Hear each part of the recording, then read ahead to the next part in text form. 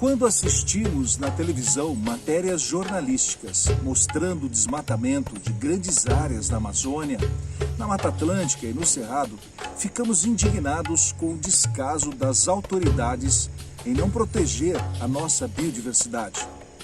Entretanto, ainda somos limitados para entender quais os efeitos reais desta prática tão danosa para a natureza.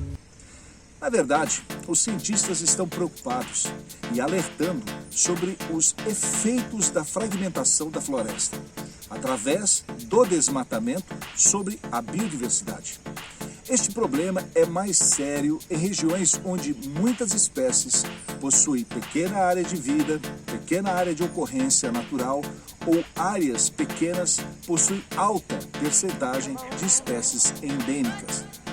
A fragmentação florestal do habitat, por definição, envolve uma redução na área original e no isolamento de manchas de florestas remanescentes em todas as regiões do país.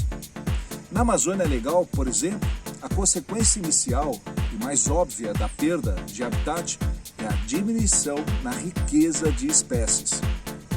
Muitas causas têm sido sugeridas para explicar esta relação entre riqueza de espécies na área remanescente devido a uma diminuição na heterogeneidade do habitat. Por serem os habitats naturalmente heterogêneos, a fragmentação resultará em uma perda não ao acaso de habitats e, consequentemente, muitas espécies especialistas podem ser excluídas dos fragmentos de floresta por causa de uma forte associação com tipos de habitat particulares. Este problema tem sido muito discutido na academia nos últimos anos, muito pouco compreendido na sociedade.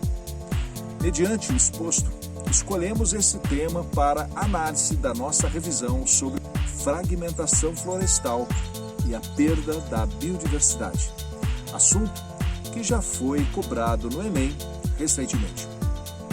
Vejamos uma situação. Quando um trator derruba uma extensa área natural, alguns efeitos são notados de imediato, ok? Outros com o passar do tempo. Um dos efeitos imediatos é o chamado efeito de borda. Muito bem. Nós sabemos que o processo de fragmentação impõe a criação de borda de floresta onde esta não existia anteriormente. Esta borda tem que ser entendida como a sobreposição de dois tipos de habitat, o natural e o alterado. Estamos aqui na borda de um fragmento florestal. Muitas consequências biológicas têm sido relatadas como resultado da criação de uma borda. Em florestas tropicais contínuas, como a floresta amazônica, a luz do sol penetra verticalmente. Em um fragmento isolado, a luz pode penetrar lateralmente pela presença da borda, como vocês estão vendo neste exato local. Essa mudança afeta seriamente as condições microclimáticas da floresta, até certa distância a partir da borda, o que pode afetar as comunidades locais, seja de plantas, como também de animais. Mudanças microclimáticas associadas à formação de bordas provavelmente são os fatores causadores que explicam mudanças na estrutura florestal e na mortalidade de certas espécies, inclusive de árvores. Também por causa do aumento na quantidade de luz ao longo da borda de uma floresta, aumenta a queda de folhas e a mortalidade de árvores, modificando também o padrão de reprodução de certas plantas. Exposição ao vento também pode causar sérios danos aos fragmentos florestais. Quanto aos animais, o efeito do aumento da incidência de luz altera o microclima local. Altera-se então a temperatura, a umidade, fazendo com que algumas espécies se distanciem desta área ou até mesmo sejam eliminadas do local, como é o caso de pequenos insetos e muitos anfíbios que utilizam o local para sua procriação. Assim, os pesquisadores estão interessados em entender como o desmatamento pode alterar os processos ecológicos em função do isolamento da floresta. Processos que podem afetar a dinâmica populacional de diferentes espécies, animais e vegetais, e até mesmo elevar o desaparecimento de outras espécies. Vamos analisar como este conhecimento que acabamos de revisar já foi objeto de uma questão do vestibular em 2017. Bora lá? Obrigado, Thomas, por esta brilhante introdução. Assumimos aqui, a partir de agora, o tema efeito de borda. Vimos que o desmatamento pode causar perdas imediatas e irreparáveis, inclusive com a diminuição na riqueza de espécies após o seu isolamento. Mas como isso ocorre no olhar da ecologia? Na ecologia existe uma área específica que trata deste assunto, a ecologia de paisagem. Vamos lá, primeiro slide. Chocante, esta é uma cena que está se tornando comum em nosso território. O perigo que está atrás destas queimadas relaciona-se à perda de nossa paisagem, neste caso a paisagem amazônica, e toda a sua biodiversidade. Neste caso, e em muitos outros, onde a paisagem esteja sendo ameaçada, como no nosso Pantanal, conhecer a dinâmica das paisagens é o primeiro ato para pensarmos na sua proteção. Muito bem. A ecologia da paisagem é uma nova área de conhecimento dentro da ecologia, marcada pela existência de duas principais abordagens. Uma geográfica, que privilegia o estudo da influência do homem sobre a paisagem e a gestão do território, e outra ecológica, que enfatiza a importância do contexto espacial sobre os processos ecológicos e a importância destas relações, em termos de conservação biológica. Muito bem. Vamos para esse nosso segundo slide. E aqui nós temos o quê? Uma linda paisagem da região de Bonito, né? As águas límpidas com a mata ciliar. Algo estranho está acontecendo aqui, né? Nós temos uma descaracterização da área, né? Apesar de ser lindo, maravilhoso, nós temos aqui uma paisagem muito preocupante. Paisagem, esse é o conceito, é o assunto de agora. A paisagem é definida como uma unidade heterogênea. Consegue entender? Heterogêneo? A heterogeneidade é porque tem várias características, vários habitats diferentes. Composto, então, por um complexo de unidades interativas, cuja estrutura pode ser definida pela área, forma e disposição espacial destas unidades. Uma paisagem pode ser apresentada sob forma de mosaico, contendo manchas, corredores e matriz, ou sob forma de gradiente. Aqueles que definem paisagem como um mosaico heterogêneo formado por unidades interativas, sendo esta heterogeneidade existente para que pelo menos um fator, segundo o observador, e numa determinada escala de observação. Este mosaico heterogêneo é essencialmente visto pelos olhos do homem e de seus anseios, necessidades e planos de ocupação territorial na abordagem geográfica e pelo olhar das espécies ou comunidades de suas características biológicas, de seus requerimentos em termos de área de vida, alimentação, abrigo e reprodução na sua abordagem ecológica. Muito bem. Assim, a ecologia de paisagem pode ser entendida como uma ecologia de interações espaciais entre as unidades formadoras. Vamos ver quais seriam então as unidades formadoras.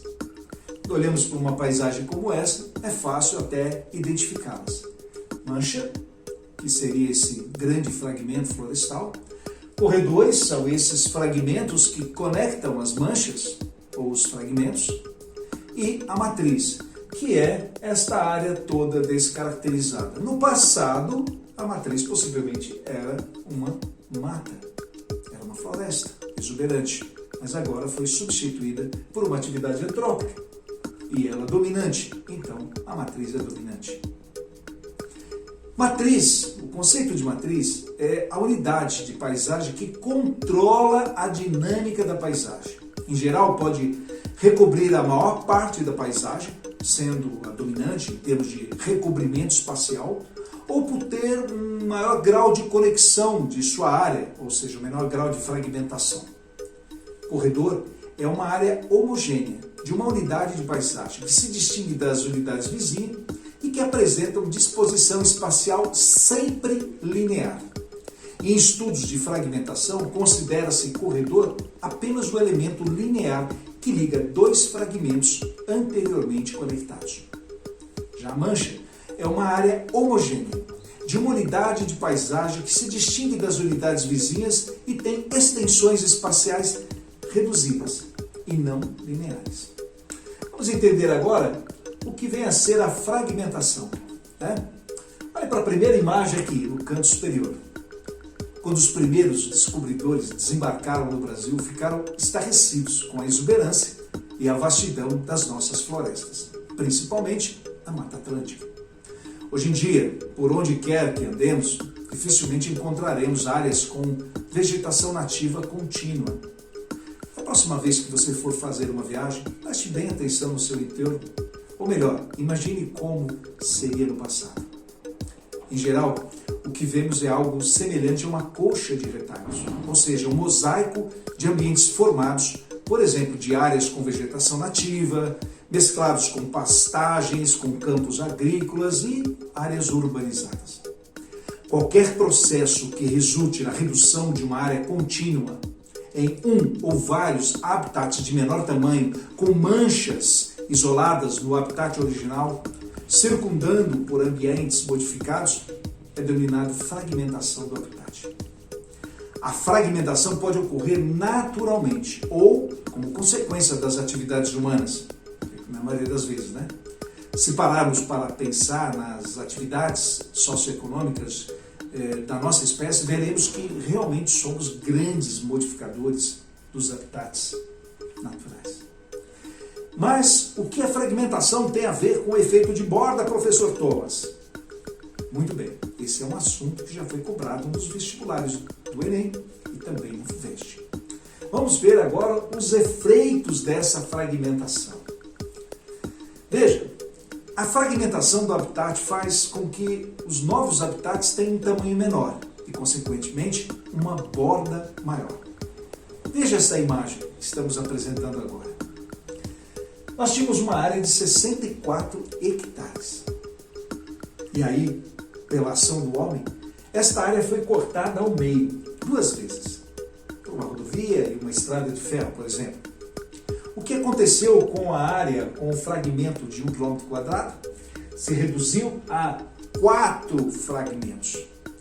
A área de 1 km² agora é nada mais do que 4 segmentos ou pequenas áreas fragmentadas de 8,7 hectares, que somando 34,8. Ou seja, perdeu-se 29,2 hectares. E isso significa o quê? Um aumento da área que nós chamamos de borda, que é esta área cinzentada ao redor da área verde. Muito bem, esse é um belo esqueminha para se colocar numa prova. A porção da vegetação adjacente à área aberta, ou chamamos de borda, experimenta novas condições ambientais que resultam da maior exposição à radiação solar, vento, chuva, bem como ao efeito de pesticidas e fertilizantes, formando um microambiente diferente daquele do interior do fragmento. Veja o que estou mostrando aqui. Uma área que foi desmatada, né, de uma grande reserva que está lá, criando então uma área de contato. E aqui é o que nós encontramos, o efeito de borda. Então, neste ambiente fragmentado, nós encontramos aqui o que? Um efeito de borda. Muito bem. Agora, avalie o que poderá estar ocorrendo em termos de biodiversidade. E não esqueça, essa área aqui, desmatada, provavelmente sofreu a queimada, que é o processo de destruição da biodiversidade. Uma das principais características que torna a borda de uma paisagem natural diferente da borda de um habitat fragmentado, promovido pela ação humana, é o grau de contraste entre os dois habitats. Sendo maior nos habitats fragmentados, os efeitos da formação de borda podem ser divididos em 3 categorias. O que nós chamamos de efeitos físicos, ou abióticos, efeitos biológicos diretos e efeitos provenientes das interações biológicas. Observe aqui no caso desta fragmentação. Esta área amarela é justamente a zona de contato entre a floresta e a área degradada. Os efeitos que nós estamos dizendo estão ocorrendo na área amarela. Os efeitos abióticos, como aumento da intensidade luminosa, redução da umidade relativa do ar, né? Os efeitos biológicos diretos é o afugentamento, por exemplo, de algumas espécies, o desaparecimento de outras que serviam de alimento, de abrigo. E os efeitos biológicos interativos seriam as consequências disso para a cadeia alimentar, entre as espécies que ali habitam, um maior grau de predação e coisas desse tipo. Os efeitos abióticos incluem as chamadas alterações das condições ambientais, como eu disse, radiação solar, umidade, vento, em função da sua proximidade com o habitat estruturalmente distinto. Okay? O efeito biológico direto são aqueles que resultam da ação dos efeitos abióticos sobre as comunidades, promovendo as chamadas alterações na abundância e distribuição de espécies, como o aumento da densidade de plantas pela maior incidência da radiação solar. Já os efeitos biológicos interativos são aqueles que envolvem mudanças nas interações ecológicas entre as espécies, aumentando taxas de competição, taxa de mortalidade, alteração da predação, da herbivoria, etc. Analisando passo a passo o que acontece com uma área fragmentada, inicialmente a vegetação remanescente torna-se exposta às novas condições microclimáticas que normalmente resultam em um aumento na temperatura e na diminuição da umidade. Essa nova condição pode exercer influência no novo ambiente, até algumas dezenas de metros para o interior do fragmento, promovendo o crescimento de espécies vegetais secundárias, principalmente as trepadeiras, que acabam por criar uma barreira, resguardando o interior do fragmento, espécies animais dependentes de ambientes mais sombreados e sensíveis à umidade, que acabam sendo eliminados. Por outro lado, espécies mais, digamos, generalistas, nativas, ruderais e exóticas, se beneficiam, mudando a composição das espécies na comunidade, tanto na borda como no interior do fragmento. O contato com novas espécies também pode favorecer o aparecimento de doenças, as quais podem se espalhar facilmente pelas espécies silvestres, pouco imunes e mais estressadas. A modificação dos habitats do entorno também aumenta a incidência de incêndios que afetam diretamente a borda. Essa nova dinâmica torna a borda cada vez mais alterada, fazendo com que os incêndios penetrem mais e mais profundamente no fragmento. Então, entenderam do que se trata o efeito de borda? Agora vamos responder à questão que foi elaborada pela Universidade de Pernambuco quanto ao tema que revisamos, o efeito de borda. Vamos fazer a leitura da questão?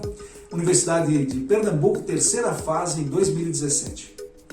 Diz o texto: o conhecimento sobre fragmentação de florestas tropicais úmidas passa pela compreensão da dinâmica populacional das espécies, vegetal e animal, do funcionamento dos ecossistemas, dos impactos presentes da capacidade de regeneração natural, dentre outros.